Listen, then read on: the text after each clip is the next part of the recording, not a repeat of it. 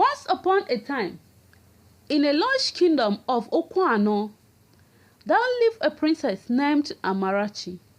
She was known far and wide for her kindness and generosity. But there was one thing about her that no one dared to mention. She had persistent problem with bad breath.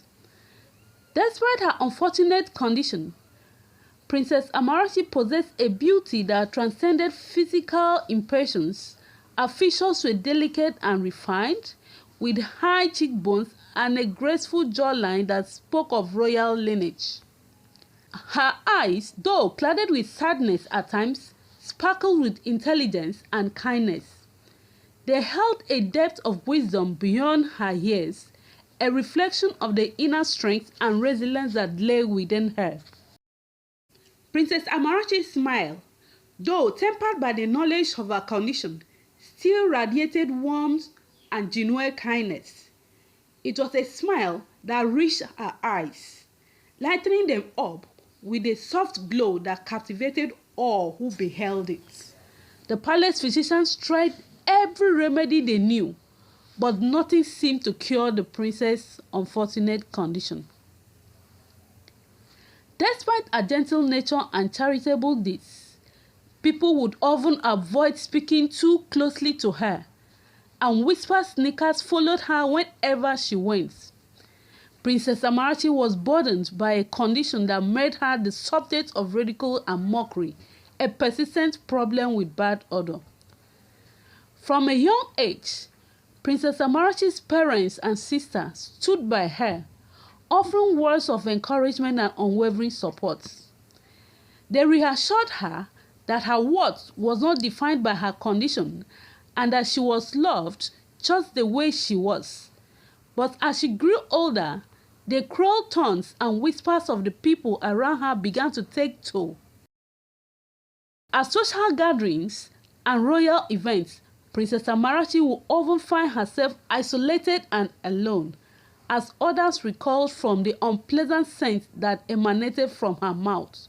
Despite her best effort to maintain a brave face, the hurtful words and disdainful glances of her peers left her feeling broken and defeated. But through it all, Princess Amarachi's parents and her sister always remained her pillars of strength, offering words of encouragement and love in her darkest moments. They reminded her that she was a princess not just by birth, but by the kindness and compassion that filled her heart. One particular cruel incident left Princess Amarachi feeling more despondent than ever before. As she prepared to attend a grand banquet in honor of a visiting dignitary, she overheard a group of nobles whispering about her behind her back, mocking her condition and questioning her worthiness to be among them. Unable to bear the pain and humiliation any longer, Princess Amarachi fled to her chambers, tears streaming down her cheeks. Her sister, finding her upset and alone, offered her a comforting embrace and word of solace. "My dear sister," she said softly, "do not let the ignorance and cruelty of others define you. You are a princess with a heart of gold and a spirit that shines brighter than any crown. Do not hide yourself away because of the unkindness of others. You are worthy of love and acceptance just as you are." With her sister's words echoing in her heart, Princess Amarachi made a decision to no longer allow the cruel words of others to dictate her happiness. She wiped away her tears, squared her shoulders, and returned to the banquet hall with her head held high. As news of Princess Amarachi's beauty and noble lineage spread across the land, suitors from far and wide came to seek her hand in marriage. Each prince hoped to win her heart and claim her hand in marriage, eager to secure the throne of Okwano by her side. But as soon as they arrived at the palace and caught a glimpse of Princess Amarachi's unfortunate condition, their attitude would change. Some will try to hide their revulsion behind the polite smiles and forced conversation, while others were not so subtle, openly mocking and ridiculing her behind her back. Despite her best effort to ignore the hurtful comments and cruel laughter, Princess Amarachi could not help but feel a pang of sadness in her heart. She longed for someone who would see her beyond her flaw and love her for the person she truly was, but with each passing suitor, her hope began to fade. One by one, the suitors will come and go, leaving Princess Amarachi feeling more despondent than ever before. They will make excuses and find reasons to end the courtship. One day, while taking a walk in the palace gardens, Amarachi stumbled upon a young man named Chima. He was a humble farmer from a nearby village, with kind eyes and a warm smile. Despite her fears of being ridiculed, Amarachi struck up a conversation with him, and to her surprise, he treated her with nothing but kindness and respect. As they spent more time together, Chima's affection for the princess only grew stronger. He saw past her imperfections and admired her for the person she was inside. Despite the whispers and stares from others, Chima remained steadfast in his love for Amarachi.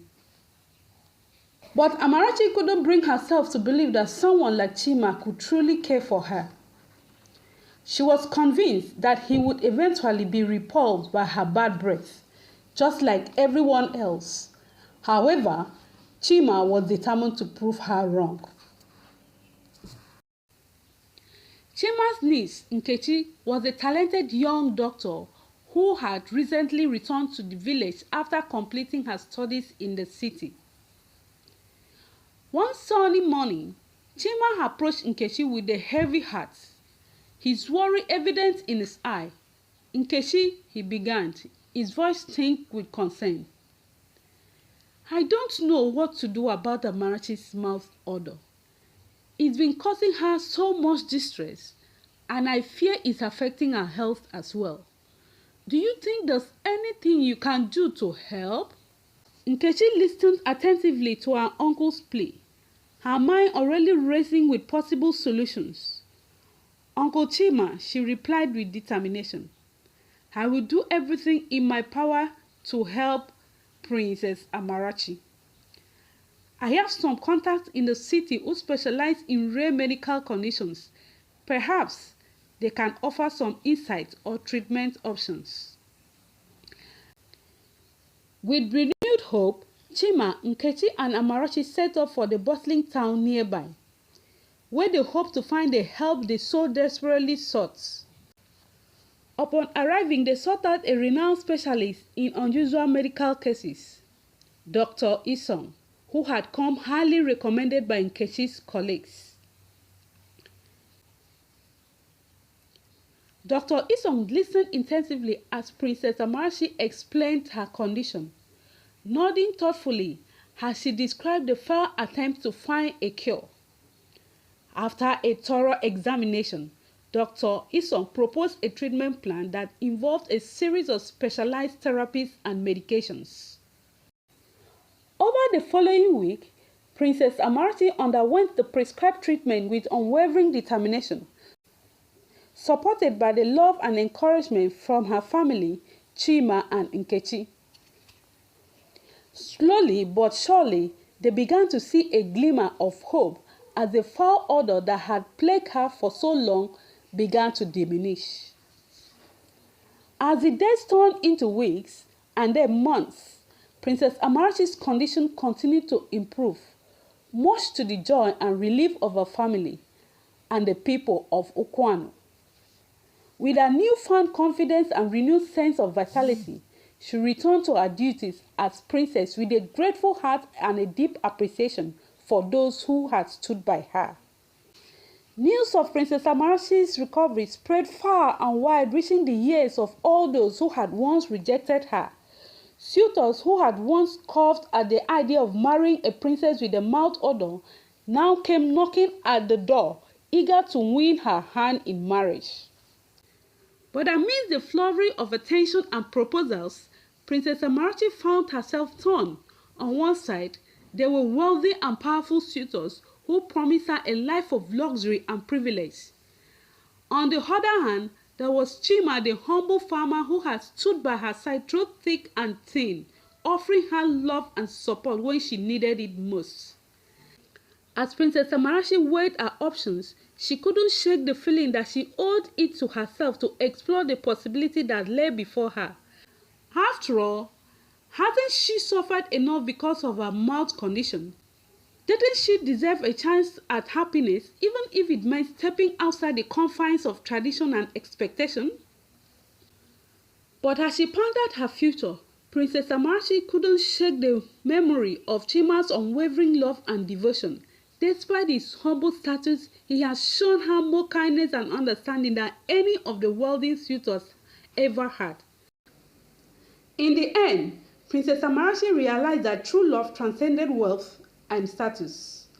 With a grateful heart and a renewed sense of purpose, she sought out Chima and declared her love for him, knowing in her heart that he was the one she wanted to spend the rest of her life with. Let me know your thoughts in the comment section. Did Princess Amarachi take the right decision by rejecting the rich and wealthy suitors for Chima the farmer? Kindly subscribe to our YouTube channel for more stories from Africa. Thank you.